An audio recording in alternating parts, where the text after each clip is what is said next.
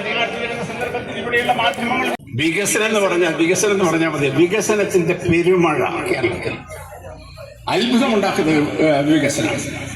2 ദിവസമായി നമ്മുടെ ചുറ്റുവട്ടം നടക്കുന്നത് എന്താണ്? ആളുകൾ മുഴുകിയെത്തില്ലേ? അത്ഭുതമുണ്ടാക്കുന്ന രീതിയിലുള്ള വികസനമാണ് നടന്നുകൊണ്ടിരിക്കുന്നത്. ജനങ്ങളെ പ്രയാസം അനുഭവിക്കുന്നവരെ ചേർത്ത് പിടിച്ചുകൊണ്ട് മുന്നോട്ട് പോകാൻ നിലപാട് സ്വീകരിക്കുന്നു. ഇതായിപ്പോ മുണ്ടക്കൈ ചുഴൽമലയിൽ 25-ാം തീയതിയാണ് 178 വീട് കൊടുക്കാൻ പോകുന്നത്. മുഖ്യമന്ത്രി പറഞ്ഞു ആ ദുരന്തമുണ്ടായപ്പോ 2024 ജൂലൈ മാസം 31-ാം തീയതി മുണ്ടക്കൈ ചുഴൽമല എന്ന് പറയുന്ന വയനാട് ജില്ലയിലെ മേപ്പാടിക്കടുത്തുള്ള ഒരു പ്രദേശം, അവിടെ ഉരുൾപൊട്ടലുണ്ടായി. 100 കണക്കിന് ആളുകളാണ്, 500-ഓളം വരുന്ന ആളുകളാണ് ആ ഉരുൾപൊട്ടലിൽ ജീവൻ നഷ്ടപ്പെടുന്ന സാഹചര്യം ഉണ്ടായത്.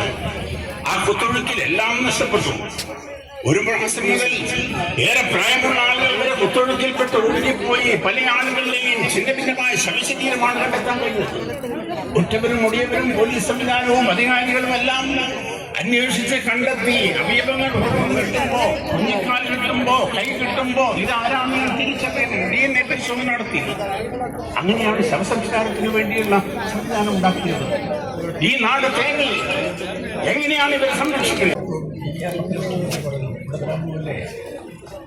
അദ്ദേഹം പറഞ്ഞു, ഈ ക്ലേശങ്ങൾ മാറും. ഈ ക്ലേശങ്ങൾ മാറ്റുന്നതിന് വേണ്ടിയുള്ള നിലപാട് നമുക്കുണ്ട്. ദുരന്തങ്ങളെ പ്രിയമുള്ളവരെ അതിജീവിച്ചുകൊണ്ട് നമ്മൾ മുമ്പോട്ട് പോകുന്നു. ക്ലേശങ്ങൾ മാറുമെന്നും ദുരന്തങ്ങളെ അതിജീവിക്കുമെന്നും പിണറായി വിജയൻ ഈ 10 വർഷക്കാലം എത്ര തവണ പറഞ്ഞിട്ടുണ്ട്. ഇടതുപക്ഷ ജനാധിപത്യ മുന്നണി നിലപാടല്ലേ? അവർക്ക് ഭൂമി കൊടുക്കുന്നു, വീട് കൊടുക്കുന്നു, നിലപാട് സ്വീകരിക്കുന്നു. ഇത് മാത്രമല്ല, വീട് കൊടുക്കുന്നവർക്ക് പറയുന്നുണ്ട്. 24-ാം തീയതി കേരളത്തിൽ 5 ലക്ഷം പേർക്ക് വീട് കിട്ടി എന്ന് പ്രഖ്യാപിക്കുന്ന ദിവസമാണ്. 5 ലക്ഷം പേർക്ക് വീട്.